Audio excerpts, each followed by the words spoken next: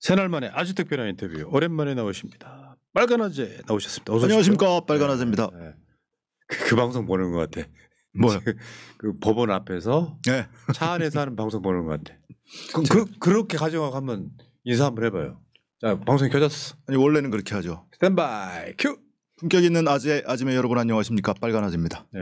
여러분 빨간아재 대부분 다 아시겠지만 모르시는 분들이 있을까봐 이재명 대표 그 전에는 조국 대표 그리고 시국 사건들 거의 대부분은 방청권이 없지 않는 한 법원에 가서 현장에 직접 보는 바로 아마 이런 시그니처는 아마 대한민국의 유일한 유튜브가 아닌가 싶어요. 그러지 않길 바랬어요. 네. 근데 몇 분이 이렇게 예전에 그 조국 대표나 정경심 교수 재판 때 뭐 특히 이제 판사 출신, 변호사 출신 이런 분들이 몇 번 이렇게 와서 방청하고 방송하고 이러시더라고요. 그래서 빨리 더 많아졌으면 좋겠다 했는데 오히려 하시던 분들도 포기를 하고 중단하고 그러시더라고요. 그러니까 이거는 보통 정성이 아니고요. 이재명 대표 누군가는 전해야 되잖아요. 그거를 실제로 생생하게 전달하는 우리 빨간아재님 오늘 모신 이유는 사실 이런 거예요. 뭐 26일 날 이재명 대표 재판이 결과가 나와야 헌재 결과가 나올 것이다부터 시작해서 이재명 대표 중심으로 돌아. 네. 그래서 이재명 대표가 지금 사실 이런 거 아니에요? 정적 제거용 수사와 재판을 받았던 거잖아요. 그렇죠. 국민의힘 부류에서는 이재명 대표가 유죄가 나오면 출마하지 말아야 된다 같은 말도 안 되는 주장을 합니다. 근데 거기에 사실은 지금 우리가 다루려고 하는 한 8개 재판에 증거 없는 그냥 밀어넣기식 재판이 계속되고 있었던 거잖아요. 전부 무슨 그러니까 검찰 입장에서는 이재명 대표를 뇌물죄를 씌우고 싶었을 거예요. 네. 윤석열이 과거에 박근혜 탄핵 때도 어디서 지인하고 나눈 대화를 보면은 뇌물죄를 씌워야 되는데 그 이렇게 하면 되는데 이런 아쉬움을 얘기한 적이 있었는데 실제로 뭐 수천억대 1조 원대 개발 사업이 성남시에 굉장히 많았고 그 개발 사업에서 돈을 안 받았을 리가 없다. 인허가권자가. 그래서 어떻게든 돈 받은 거를 찾아내려고 했는데 안 나오잖아요. 네. 심지어 경기도지사 시절에 국정감사장에서 국민의힘 의원이 그러지 않습니까? 정말 한 푼도 안 받았냐. 어떻게 그럴 수 있냐. 지들 상식으로는 이해가 안 되는 거거든. 최근에 정규재 씨하고 인터뷰에도 비슷한 맥락 이야기를 했었어요. 정규재 씨가요? 정규재 씨하고 할 때 이재명 대표가 난 그게 이해가 되던데 재산 가진 게 인생의 순위가 아니잖아. 정말 뭔가 행정을 잘해가지고 뭔가 이렇게 시민들한테 돌려주는 게 재밌는 사람은 그거 한단 말이에요. 의사들이 응급실에 돈도 안 생기는 직업 의사들이 조카가 응급실에 있으니까 하는 얘기예요. 네. 사람 하나 살리는 그 재미를 맛보면 돈이 중요한 게 아니라는 거예요. 그럼요. 여기서 쾌감, 그 사람 입장에서는 직업적인 쾌감, 카타르시스가 느껴지는 거고 그게 보람이고 그런 쾌감 때문에 일을 하는 거죠. 그게 달리 표현하면 사명감이고. 네. 근데 아무튼 이재명 대표 돈 받은 걸 그렇게 뒤졌는데 한 푼도 안 나오니까 결국에는 뭡니까? 성남FC에 광고료 집행한 거 그거 결국에는 이재명의 정치적 치적을 목적으로 한 것이기 때문에 이재명이 뇌물 받은 것과 다름없어. 제3자 뇌물. 뭐 이런 식으로 기소하는 거예요. 그러니까 이게 이 사건을 모르고 덕지덕지 막 몇 개를 얹어 놓아서 그중에 하나만 걸려라. 그렇죠. 그래 이재명의 정치 생명 그냥 완전히 끝내버리겠어. 이 의도인데 여러분들 현황을 오늘 빨간아재께서 오늘 촛불 행동 집회에 연사로 나갑니다. 7시쯤에. 그래서 자, 그 이야기는 이따가 뭐 따로 하실 수 있고 오늘 엊그저께 보니까 김용현 재판도 갔다 왔대요. 네. 그 준비기일 때는 온라인으로 방청권 사전 추첨을 하더니 엊그제 월요일에 이제 첫 번째 본공판 시작이었거든요. 근데 온라인 추첨을 안 하더라고요. 그 재판부가 지기현 부장판사. 그러니까 그 선착순이었어요? 가서 줄 서면 들어갔어요. 그러니까 아마 준비기일 때 보고 방청객이 많지 않고 막 비어 있고 이러니까 흐뭇하지 않았던 모양이에요. 그래서 대통령 윤석열이라고 했다고 할랬다면서요? 김용현 측 변호인들 그 왜 방송에 가끔 2명 나와가지고 기자회견하는 거 많이들 기억하실 텐데 그분들 형사법정에서는 그래도 좀 다르겠지 했는데 똑같더만요. 아 근데 진짜 빨간한테 대단한 것 같아요. 뭐냐면은 우리 윤석열 나와가지고 한 10분 뭐라고 하는 것도 보기 힘든데 김용현이 쪽에서 한 말을 앉아서 그 시간 동안 그걸 듣고 있다는 게 그런 취지라면 차라리 새로웠어요. 유동규 증인 신문하는 거를 몇 달 동안 들으면 아유 그건 뭐 아무것도 아니고. 야 유동규 나와서 이야기인데 내가 엊그저께 말했잖아요. 유동규한테 고소고발 우리 패널들이 당한 저 포함해가지고 건이 좀 컸어. 왜냐면은 고소고발한 건이 너무 많아. 와 불송치 처분 받으니까 귀찮아질 게 생각하면 법원에 엄청 많이 나가야 되거든요. 귀찮아질 걸 생각하니까 심란했었는데 불송치 처분 딱 내리고 나니까 법원 나가면 그런 거 있잖아요. 경찰서, 검찰 조사받을 때 굉장히 자괴감을 느껴요. 위축되죠. 자 알겠습니다. 오늘 본론으로 한번 들어가 볼게요. 이재명 대표가 지금 관련돼 있는 재판이 총 8개쯤으로 일단은 분류가 됩니다. 뭐 이렇게 저렇게 뭐 자르고 붙이고 해서 5개 재판 진행 중입니다. 자 이제 하나씩 한번 해볼게요. 지금 위례 신도시 대장동 성남FC 백현동 요게 지금 첫 번째 우리가 언급할 거예요. 설명 좀 해주십시오. 이 상황. 뭐 다들 아시는 것처럼 이재명 대표가 받고 있는 재판 중에 양적으로 치면은 제일 큰 재판이에요. 그러니까 위례 신도시라고 표현하셨는데 위례는 신도시가 아니고 아파트 분양 사업이었습니다. 그걸 이제 검찰이 프레임을 자꾸 무슨 도시개발 사업으로 대장동하고 비슷한 사업으로 프레임을 짜는 건데 아파트 분양 사업 대장동은 이제 도시개발 사업이죠. 택지 조성하고 이런 사업이에요. 그리고 성남FC 조금 전에 얘기했던 그 광고비 낸 게 제3자 뇌물이다 한 거. 그리고 나중에 기소했던 이재명 대표 구속영장 청구했다가 기각됐던 백현동 사건 이거를 검찰이 병합을 원해서 이 사건하고 묶여 있어요. 그래서 크게 4개 사건이 하나로 묶여 있는 재판. 네, 이 재판이 지금 한 70차, 70차. 요건 내가 봤을 때 이재명 대통령 끝나고 그 다음 대통령까지는 못 끝난다고 봐. 이게 지금 한 1년 넘게 2년 가까이 위례 아파트 개발 사업에 대해서만 심리를 했거든요. 그리고 한 2달 전에 이제 대장동 파트 2로 넘어온 거예요. 그러면 대장동 이제 시작 단계예요. 그러고 나서 성남FC 백현동도 있거든요.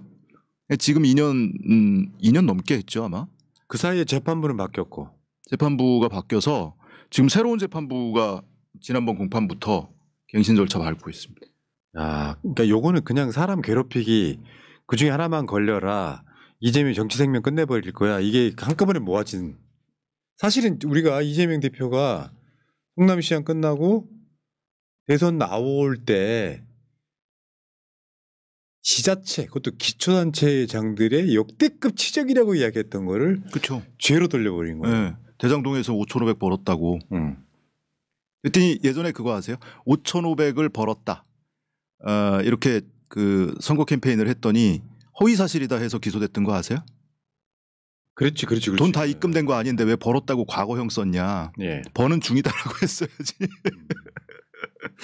그러니까 뭐 지금 받고 있는 재판뿐만이 아니고 나중에 받기로 했다. 이전에도 계속 뭐 검찰한테는 주타겟이었던 인물인 거죠. 그러니까 최근에 정치인들이 이재명 대표 뭐 2심 이야기하고 막 그러면서 출마하지 마라 하는데 좀 거칠게 말하면요.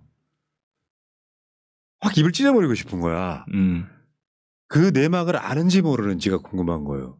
정규제가 내막 이전에 뭐 이런 거 있잖아요. 그 어릴 때 친구들하고 이렇게 말다툼하다 보면 나랑 좀 자웅이 될 것 같으면 주먹다짐하면서 싸우기도 하는데 너무 말도 안 되는 깜도 안 되는 이야기를 하고 대들면 정말 주먹질도 못하는 진짜 가짜나서 아니 그 대한민국 형사사법 체계를 완전히 깡그리 무시하는 발언이에요.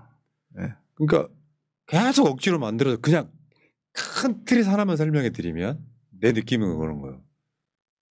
이 사람을 죄인으로 만들어야 돼. 그러면 3명만 동원해서 죄인으로 만드는 스킬이야 그냥 다.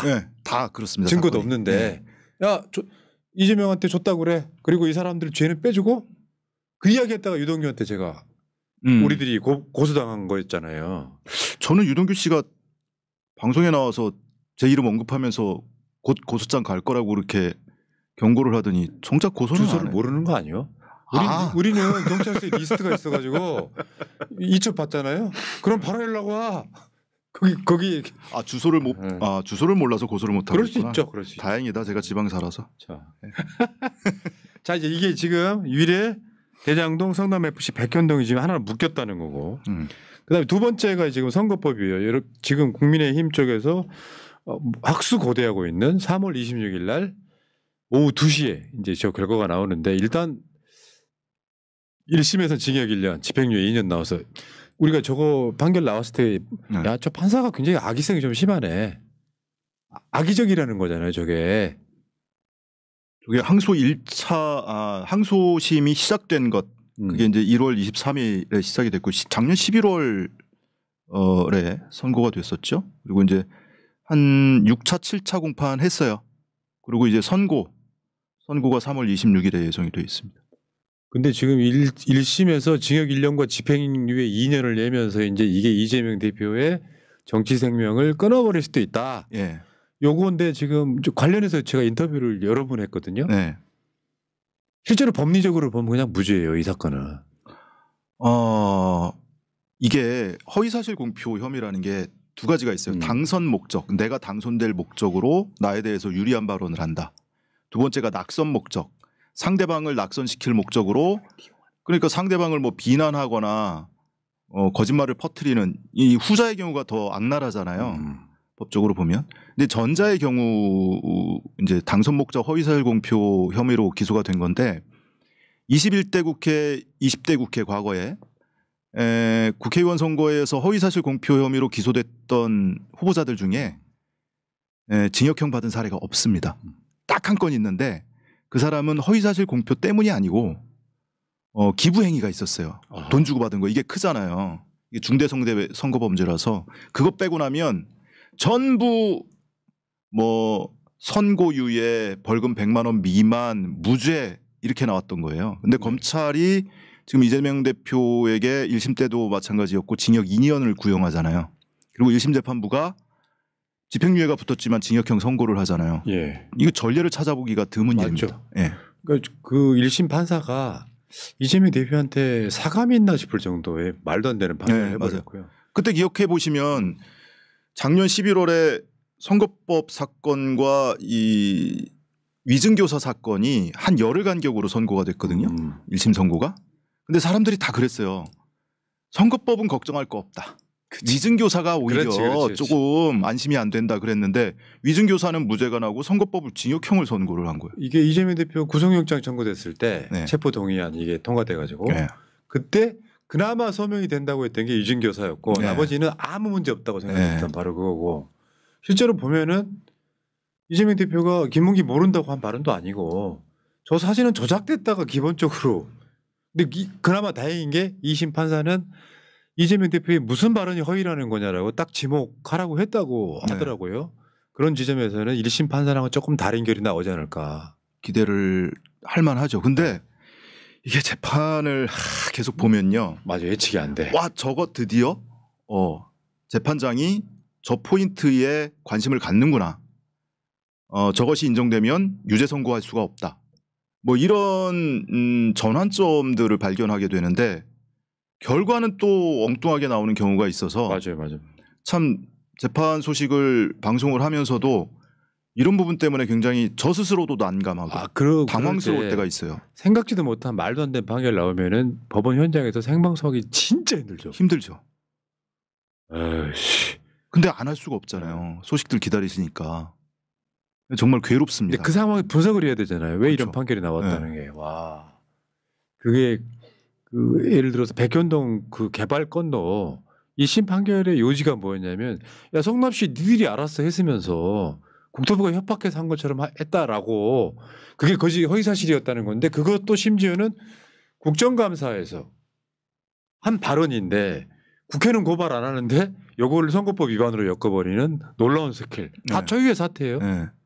그러니까 이 다음 주 26일에 항소심 선고가 예정돼 있는 지금 이제 가장 민감한 사건이죠. 현 시국에서는. 근데 다들 아시는 것처럼 고 김문기 씨 내가 시정시설에 몰랐다라고 한 크게 보면 그 발언하고 지금 말씀하신 백현동의 식품연구원 부지 용도 변경과 관련한 발언 이 두 가지인데 선거법에 대해서는 그러니까 항소심 재판부가 검찰의 공소장 변경을 계속 요구를 해서 1심 때도 변경한 적이 있는데 항소심에서 또 변경을 했어요. 도대체 허위 발언이 어떤 게 허위 발언이냐. 실제 이재명 대표가 발언했던 거 보면 그 발언 자체가 허위인 게 찾기가 어려워요. 근데 얘들이 공소장에다가 뭐 이렇게 저렇게 발언해서 뭐뭐 한 것처럼 발언하였다 이렇게 되어 있어요. 한 것처럼 발언하였다라는 공소장이 어떻게 성립이 됩니까? 어떻게 공소장부터 유추해석을 하고 확장해석을 해요. 그러니까 그거를 정리하라는 거예요. 어떤 발언이 허위 사실인지를 특정해라. 그래서 고 김문기 씨 관련한 발언을 검찰이 1심 판결을 기초로 해서 크게 한 3가지로 구분을 했고 그게 이제 시장시절에 김문기 몰랐다. 그리고 해외 출장에서 김문기하고 같이 골프 치지 않았다. 그리고 3번째가 도지사 시절 때 비로소 김문기를 알게 됐다. 이 3가지 발언으로 특정을 해놓고 여기에다가 이 발언은 이것을 부인하는 발언이라고 막 연결을 지었다고 해요. 또 하나가 식품연구원 부지 용도 변경 발언은 지금 말씀하신 것처럼 국정감사장에서의 발언이었어요. 국정감사장의 증인으로서 한 증언이었습니다. 기본적으로는 이것도 항소심 재판부에서 다시 한번 들여다보고 있는데 국회 증언감정법에 이 국회에서 증인이나 참고인으로 출석해서 한 진술로는 이 법에서 정한 처벌을 받는 외에 어떠한 불이익한 처분도 받지 않는다라고 써 있습니다. 그리고 이 법에서 의한 처벌은 3가지예요. 불출석, 국회 모욕, 위증. 거짓말을 했다면 위증에 해당이 되잖아요. 그럼 이 위증죄로 처벌을 국회 증감법에 따라서 위증죄로 처벌을 하려면 그 위원회가 의결로서 고발을 해야 돼요. 그렇죠. 그러면 검찰이 수사해서 2달 내로 위원회에 보고하게 돼 있거든요. 이게 전속 고발권이에요. 말하자면 친고죄 이런 거랑 비슷한 개념인 거예요. 아니, 어떠한 불이익한 처분도 받지 아니한다 이렇게 돼 있잖아요. 그 어떤 법률보다 법률이 부딪혔을 때는 증감법이 맨 우선이라면서요. 특별법적 성격이 있는 거죠.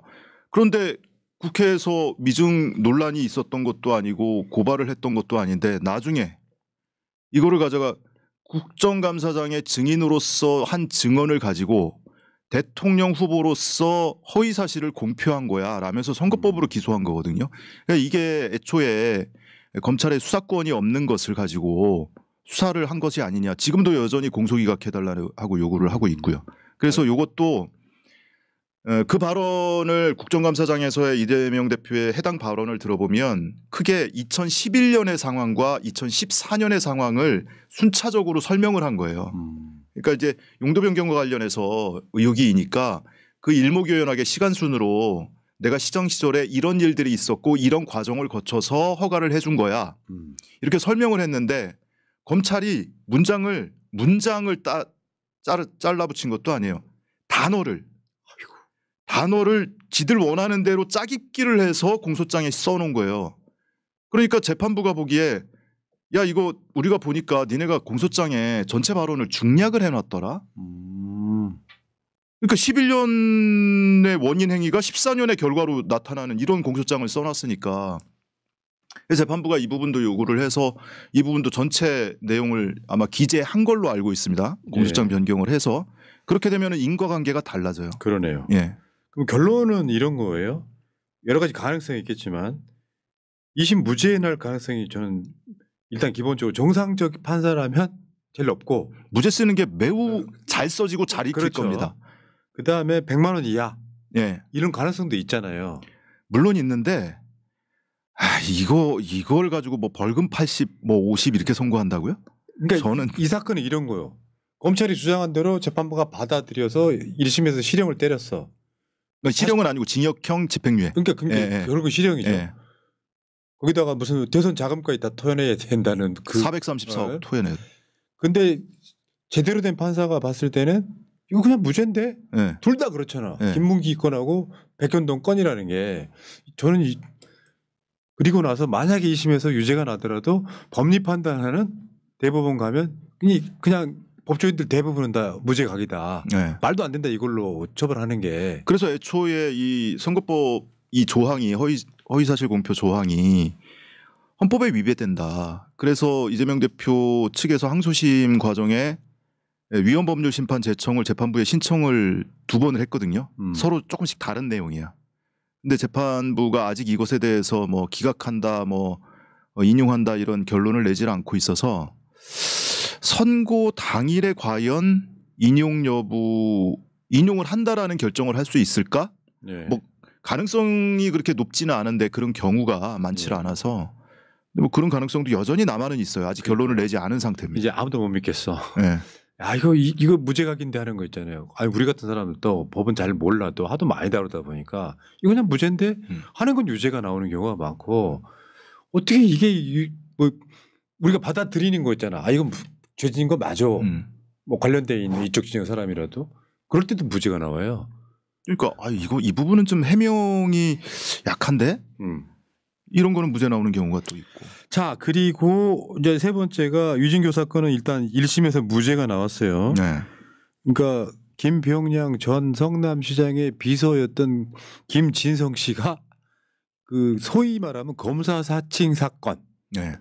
그 사칭 사건 관련해서 그것도 이재명 대표가 대선 때 엄청 힘들었죠. 이재명 대표가 검사 사칭한 건처럼. 근데 이재명 대표가 이 김진성한테 전화해가지고 위증해달라고 했다라고 했던 그 사건. 네. 무죄가 나왔단 말이에요. 녹취록 들어보니까 국민의힘이 그 박정훈이었죠. 박정훈이 악마의 편집해가지고 마치 위증을 교사한 것처럼 했지만 원본 들어보면 전혀 있는 그대로만 이야기해달라고 핵심 아닙니까? 그 뭐 국민의힘 의원 이 편집한 거를 악랄하다고 할 정도면은 검찰도 뭐 그런 식으로 편집했거든요. 그렇죠. 공소장에. 그러니까 뭐 검찰은 더 하죠. 근데 김진성은 관련되어 있는 사건이 있었는데 검찰이 살짝 봐준 느낌이 있고요. 기소를 안 한다거나 하는 방식으로. 이게 김진성하고 유동규랑 갖다 놓으면 똑같은 구조예요. 그러니까 오늘 아마 제가 집회 나가가지고 뭐 이런 얘기도 아마 하게 될 것 같은데 대장동 사건하고 선거법 사건은 유동규가 검찰의 조력자. 그죠? 그리고 대북송금 사건은 쌍방울 김성태 방용철 회장 부회장. 그리고 이 위증교사 사건은 김진성 검찰의 조력자. 다 똑같아. 네. 근데 이게 이 사건이 되게 좀 뭐랄까요? 웃긴 게 김진성은 위증을 했다고 내가 교사 받아서 위증했다라고 자백을 했잖아요. 네. 근데 이재명 대표는 나는 야 김진성 당신은 위증한 게 아니야. 나도 위증교사 한 적이 없어. 라고 주장했잖아요. 근데 김진성 씨 1심 때 그러니까 1심 선고 결과가 이재명 대표는 무죄 김진성은 벌금 500이에요. 근데 김진성 씨가 왜 벌금 500만 원 받았냐면 너는 자백했잖아 이거거든요. 네가 위증했다고 했잖아. 그리고 이재명 대표 무죄인 이유는 위증을 교사한 게 아니고 통상적인 증언을 부탁한 거야. 자기 방어권. 네. 방어권을 벗어나는 게 아니야. 근데 1심 때 이 김진성 씨 변호인 중에 한 명이 배승희 변호사였어요. 아, 나 진짜. 배승희 변호사. 그거. 네. 배승희 변호사가 김진성 이 사건 준비기일 때 한 2-3번 출석을 해서 우리 의뢰인은 위증을 했습니다. 이재명 엮어야 되니까. 저 그 상피고인 이재명 대표 측 변호인이 우리 김진성 피고인이 위증 안 했다고 하는데 그 주장을 배척합니다. 우리 위증한 게 맞습니다. 뭐 이런 경우가 있냐고. 내 의뢰인은 유죄입니다를 부르짖었어요. 결과적으로 배승희 변호사가 원했던 대로 김진성 씨 유죄. 이재명 대표는 무죄. 네. 이렇게 나온 거였어요. 세상에 이런 변호사도 있네요. 자기가 그 변호하는 사람이 유죄가 나와야 되는 뭐 이런. 김진성 씨도 지금 항소심에서 엊그제 이제 그 준비기일 했는데요. 이제 막 시작됐으니까 항소심. 근데 김진성 씨 측 변호인이 이제 바뀌었어요. 네. 김진성 측 변호인이 김진성 씨의 발언을 한 6가지로 잘라서 1심 재판부가 6가지로 잘라서 증언을 그중에 2개는 무죄, 4개는 유죄를 인정한 거거든요. 근데 김진성 씨 측 변호인이 우리는 다 자백한 게 아니다. 이 포괄적으로 맨 마지막에 무슨 뭐 이재명이 시킨 걸로 해주면 이재명이 주도한 걸로 몰아주면 뭐 KBS 최초로 PD에 대해서는 고소를 취하겠다 하겠다고 약속한 것 그런 약속이 있었는지 모르면서 약속이 있었던 것처럼으로 위증을 했다 이렇게 이제 공소장에 돼 있으니까 그 결론만 보고 우리가 자백을 했던 건데 그 앞선 발언을 다 잘라서 6개로 구분을 해놨더라. 그 유죄 나온 부분은 우리가 자백한 거 아니다. 그러니까 이제 자기 의뢰인 이제 무죄 변론을 해야 되는 거잖아요. 근데 김진석 씨 본인이 아니 변호인이 지금 저 무죄 나온 부분에 대해서 뭐 이렇게 저렇게 얘기를 했는데 내가 다 자백한 거 맞습니다 이래요. 항소심에서 피고인 본인이 미치겠네. 나 유죄입니다 이러고 있어요. 그러니까 이제 다른 사건 뭐 제가 봤을 때 약간 비리가 있었던 거잖아요. 3가지 사건이 있었어요. 이 사건이 커요. 김진석 씨 이거 유죄 인정돼도 벌금 500밖에 안 받았잖아요. 근데 김진석 씨가 수사를 받던 사건이 그 백현동 사건 김인섭 씨하고 뭐 이렇게 저렇게 로비를 해주고 뭐 김인섭 씨가 77억 원인가를 받기로 했는데 그중에 일부를 나눠 받기로 했어요. 공범이에요. 근데 김인섭 씨는 대법원 확정 판결까지 다 끝났어요. 유죄 받았잖아요. 징역 5년. 근데 공범은 아직 기소도 안 돼 있어요. 혐의가 없으면 불기소 처분을 해야 되잖아요. 종결을. 근데 이거 검찰이 쥐고 있거든요. 그리고 또 다른 알선수재 사건이 있어요. 무슨 어디에 도청 방지 장치 뭐 이렇게 지자체 연결을 해주고 그걸 가지고 뭐 돈을 몇 퍼를 받기로 하고 이런 게 또 있고 이것도 결론을 안 내고 있어요. 그리고 또 하나는 경찰이 수사를 해서 검찰로 기소해달라고 송치한 사건이 있었어요. 무슨 어디 골프장 주변에 땅을 살 수 있게 해주겠다면서 돈 받아 먹은 게 있는데 경찰이 기소 의견으로 검찰에 송치를 했는데 검찰이 소환 조사 한 번도 안 하고 불기소 처분으로 종결을 했어요. 아니 뭐 이런 경우가 다 있냐고. 그러니까 이 3가지 사건이 이게 다 금액이 억대거든요. 하나만 인정돼도 김진석 씨는 바로 법정 구속돼야 될 거예요. 그러니까 김진성 그러니까 검찰의 예초에 기획 의도는 완전히 빗나간 거지. 이재명 대표는 무죄, 김진성은 유죄가 나온 상황에서 이거 잘해 주시면은 나머지 진짜 큰 사건은 그냥 좀 약하게 때리거나 모른 척하거나 이럴 그 생각이었던 걸로 추정이 되잖아요. 아이 그럼요. 그러니까 재판장도 의심하잖아요. 재판장이 1심 때 그냥 어영부영 넘어갔거든요. 그거를. 근데 항소심 재판장이 그거를 딱 집은 거예요. 김진성 씨 지금도 수사받는 사건이 있습니까? 맞아요. 있습니다. 뭐 이렇게 있습니다. 근데 왜 아직 처분을 안 하고 수사 중이죠? 그러면서 검찰한테 그 지금 김진성 씨 별건 사건으로 수사받고 있는 거 알선수재하고 뭐 이런 사기 사건 그거 어떻게 진행되고 있는지 서면으로 자료 제출하라고 했어요. 야, 그러니까 이건 이러고요. 저쪽에서 가장 야심차게 밀었던 유희준 교사 사건은 사실상 저는 이건 끝났다고 봐요. 네. 이 얼개가 판사가 바보가 아닌 이상 눈치채는 상황이잖아요. 자, 이게 이제 3번째 이야기고, 그다음에 이제 대북송금, 요거는 이제 여기 빨간 아재 추정치까지 포함해서 조금 간략하게 설명해 주십시오. 지금 이제 연설 가셔야 되는 시간이 다가오고 있어서. 대북송금 사건은 다들 아시는 것처럼 이화영 전 부지사가 1심 판결을 받았잖아요. 항소심까지 받았어요 그 사이에. 근데 이제 중형이 선고되고 1심 재판부가 굉장히 노골적으로 편파적인 소송 지휘를 했고 결과적으로 함께 기소돼 있는 쌍방울 부회장 방용철은 집행유예 때려주고 이화영 전 부지사에게는 중형을 선고했죠. 제 판사 이름 여러분들 익숙하실 거예요. 신진우 판사. 예.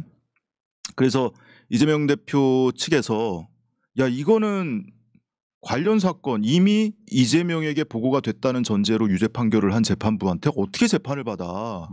이미 유죄 선입견 저는 이제 유죄 신념이라고까지 표현을 하는데 그 재판부한테 재판을 받는 건 아니지. 그래서 기피 신청을 했어요. 근데 그 사이에 신진우 부장판사가 인사발령이 났네요. 그래서 수원 지법에 있다가 수원 고법으로 인사발령이 나서 기피 신청이 각하됐습니다. 그러네요. 의미가 없어서. 각하는 이런 경우에 하는 거예요. 그 윤석열 탄핵 심판 이런 데서 각하하는 게 아니고 심판의 대상이 사라진 거예요. 그러니까 심리할 이유가 사라졌으니까 결과적으로는 이재명 대표 측이 기피 신청을 한 취지와 같은 결과가 나온 겁니다. 재판부가 바뀌었잖아요. 그러니까 각하됐고 이건 아직은 이제 각하는 됐고 이제 공판 기일이 아직 지정이 안 됐어요. 네. 곧 지정이 될 겁니다. 이 사건도 뭐 이 이야기만 갖고 한 1시간 이야기할 수 있잖아요. 대북 송금 관련해 갖고 모든 증거, 국정원의 증거까지도 다 무시해버린 게 신진우 판사여서 아니 그리고 실제로 돈 받았다는 사람은 오지도 않았는데 이거를 이제 아까 말한 대장동처럼 3인성호해서 야 이거 이재명을 위해서 대북 송금했어 이런 식으로 결론을 내렸던 바로 사건이고요. 이재명 대표는 아직 재판 자체라 이건 아예 안 받고 있는 거죠. 네, 준비기일만 한두 차례 하다가 지금 중단돼 있는 상태. 그 다음에 이제 또 작게는 경기도 법인카드 배임 여러분들 기억하시겠지만 그 김혜경 여사랑 같이 기소된 사건이죠 이거는. 아니요. 그 뭐 비서, 예, 이런 사람들하고 3명이 그렇구나. 사건입니다. 그 별건이에요. 예. 예. 요거는 지금 아직 1심도 미정이고. 1심이 첫 번째 준비기일이 4월 8일로 잡혔습니다. 잡혔어요? 예. 경기도 법인카드 사건은 또 이것도 설마 부부를 기소하리 했었는데 남편까지 기소한 사건이죠 이거. 부부라서 기소하죠. 그러니까 이재명 대표를 이렇게 저렇게 법으로 죽이려다가 안 되니까 가족을 죽이고 주변 사람을 다 죽이는 거잖아요. 사람 이런 거 있잖아요. 저 법인카드로 저쪽이 쪼잔한 사람 만드는데 굉장히 이게 혁혁한 공을 세운 사건이에요. 근데 사실은 제가 내린 결론은 부주의한 것도 있겠지만 실제로는 비서가 자기가 자기 카드로 물건을 사고 그리고 나중에는 법인카드로 바꿔치기 하는 방식으로 윗사람한테 잘 보이려고 했던 그 냄새가 좀 많이 심하게 나고요. 그러니까 이게 불법성이 있는지를 알면서 시켰을 것 같지는 않다는 느낌이 좀 들고 설사 내 일을 가정이 싫다. 왜냐하면 그런 상황에서 법인카드 하면은 국민의힘 이재숙만 해도 이런 식으로 또 엮어서 지금 재판하게 만드는 것도 웃기고. 자, 그다음에 김용 전 민주원권 부원장 이 부분은 되게 웃기다고 느끼는데 김용 같은 경우는 이런 거 있잖아요. 돈을 받은 증거가 없어. 없죠. 뭐 예를 들어 뭐 코트 속에다 뭐 돈을 숨겼네니 뭐 다 한데 말도 안 되는 주장을 했어. 근데 유죄를 내는 이유는 뭐예요? 현장에 가면 뭐 때문에 그래요? 유동규 주장이. 이것도 3인성호잖아. 돈 줬대. 근데 걔네들의 주장이 굉장히 좀 구체적이야. 그러니까 유죄. 이게 보통 이런 케이스 아니에요? 그러니까 김용 전 부원장 말고 피고인이 3명이 더 있어요. 돈을 줬다는 남욱, 돈을 전달했다는 정민영, 그리고 그 돈을 받아다가 김용에게 줬다고 하는 유동규. 이 3명이 함께 피고인인데 이 말 그대로 3인성호예요. 남욱은 그 돈 갖다가 김용 준다고 했어. 정민용은 내가 돈 들고 나가는 건 못 봤는데 그날 그 시간에 김용이 사무실에 왔다 갔어. 유동규는 내가 돈 줬어. 아니 그 말만 갖고 어떻게 유죄가 나올 수 있냐고. 그러게요. 그리고 심지어 그래서 알리바이 입증하느라고 그렇죠. 항소심에서 구글 타임라인을 증거로 제출했거든요. 그때 안 갔어. 네. 구글 타임라인을 제출을 했고 법원이 직접 감정인을 선임해서 감정까지 했어요. 검증하고 감정을 했는데 그 결론은 이 원시 데이터는 조작이 안 된다. 수정하거나 삭제가 안 된다. 그런데 원시 데이터를 보면은 그날 그 시간에 유원홀딩스에 안 갔다. 무죄 증거해야 되잖아. 네. 근데 재판 받을 걸 수사 받을 걸 예상하고 핸드폰을 놓고 가지는 않잖아요. 네. 근데 재판부가 그 믿기가 어려워. 이 재판의 이 선임 검사가요. 그 호모 검사입니다. 호모라고 해서 뭐 이 성소수자 얘기가 하는 게 아니고 성이 호 씨예요. 호모 검사인데 그 박근혜 국정농단 사건 때 수사팀에 있었고 거기서 그 비선 진료 입증하느라고 구글 타임라인을 증거로 제출을 한 경험이 있는. 근데 이제 이런 거예요. 검찰이 제출하는 증거는 훨씬 철저한 입증이 돼야 되잖아요.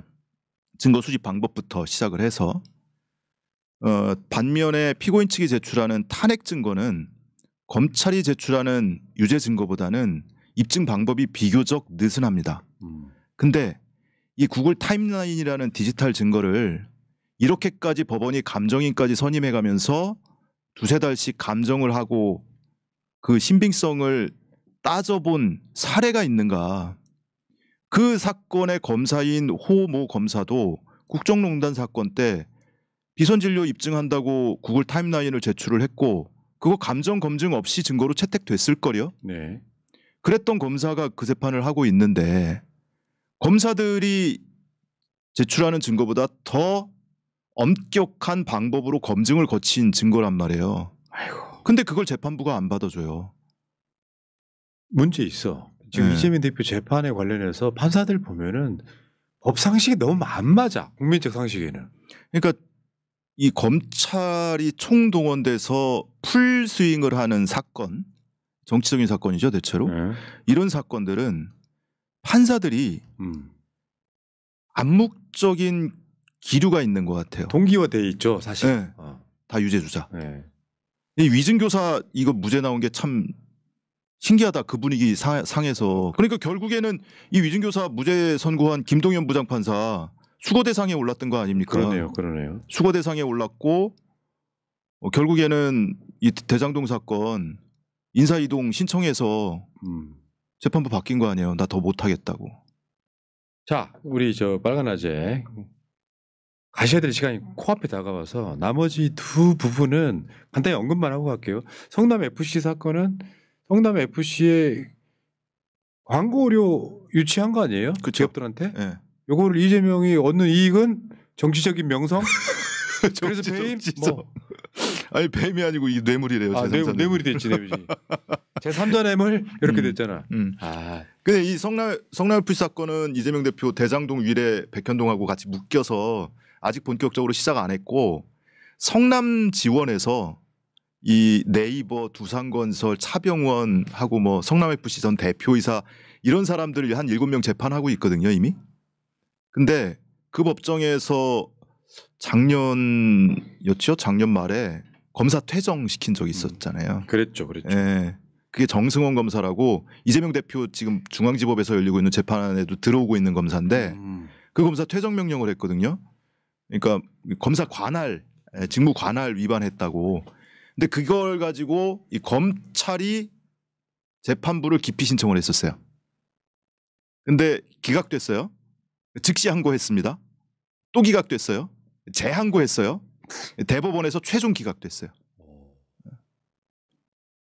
법원 판단이 적절하다. 그래서 이 검사의 직무 관할을 위반한 타청 검사들이 이제 전국을 막 왔다 갔다 하면서 이런 정치적인 사건에 공판 관여하는 것을 아마 우리 사법 체계상 처음 있는 일이 아닐까.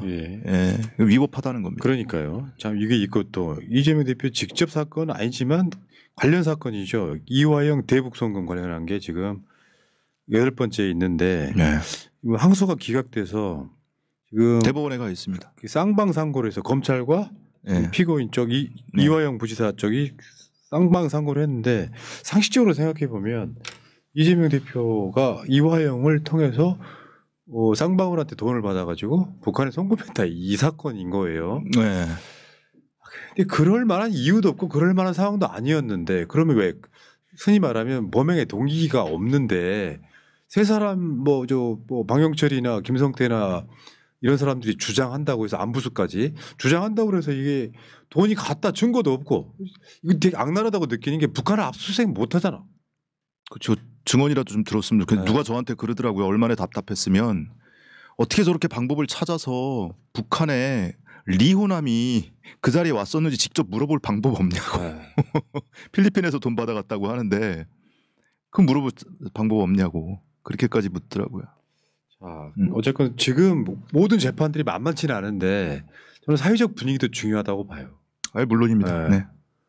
지금 국민의힘이 어떤 주장을 하냐면은 이재명 대표 공직선거법 2심 끝나고 탄핵 심판 발표해라 이렇게 얘기를 하거든요. 왜냐하면 윤석열이 탄핵 파면이 되고 나면 이재명 무죄 나올 거다 이런 식의 논리를 또 만드는 거예요. 파면이 되면 사회적 분위기가 이재명 공직선거법도 2심 무죄 나올 거다. 그러니까 이재명 먼저 하고 탄핵 심판해라 이런 주장을 합니다. 그게 뭐 그 헌법재판관들이 그런 것을 감안하면서까지 지금 뭐 평의를 하고 그러진 않을 겁니다. 저는 헌법재판 오늘 뭐 공지를 7시 그러니까 뭐 안 한다라고 공식 발표가 났어요. 뭐 어떻게 될지 모르겠는데 아직도 저는 금요일 선고 가능성 남아 있다고 일단 봅니다. 그렇죠. 뭐 꼭 이틀 전에 해야 되고 뭐 이런 게 없기 때문에 어쨌건 저는 기각은 생각해 본 적이 없고 기각적으로 가지도 않을 거며 우리 생각지도 못한 다른 이유로 저는 늦춰진다고 보는 사람이에요. 네. 그러니까 기각은 뭐 우리만 가능성 없다고 생각하는 게 아니고 국민의힘 의원들도 기각 가능성은 없다고 보는 거 아니에요? 네. 그러니까 지금 와서 이제 뭐 각하 이런 주장하고 있는 거 아닙니까? 절차 문제로? 그러니까 윤석열이 과거 검찰총장 때 징계받고 행정소송을 했잖아요. 징계 취소해달라고. 근데 1심에서 졌거든요. 그 1심 판결문 그대로 복사해가지고 공소장에 갖다 넣으면 윤석열 직권남용 공소장 됩니다. 그러네요. 예. 1심에서 졌는데 항소심에서 대통령 되고 나서 한동훈 법무부 장관 시키고 그러면 한동훈이 원고가 되고 윤석열이 피고가 돼요. 국가를 대신해서 법무부 장관이 원고 피고구나 피고 윤석열이 원고고. 근데 한동훈이 패소할 결심을 하고 결국에 1심에서 승소했던 그 대리인들 다 잘라버리고 그렇죠. 결국에 항소심에서 뒤집혀서 무죄 받았잖아요. 어제 적절하다고. 추미애 의원이 나와서 그 이야기를 생생하게 해주셨는데 네. 열받아. 네. 그것도 결국에는 절차 문제거든요. 절차 문제로 파고든 거예요.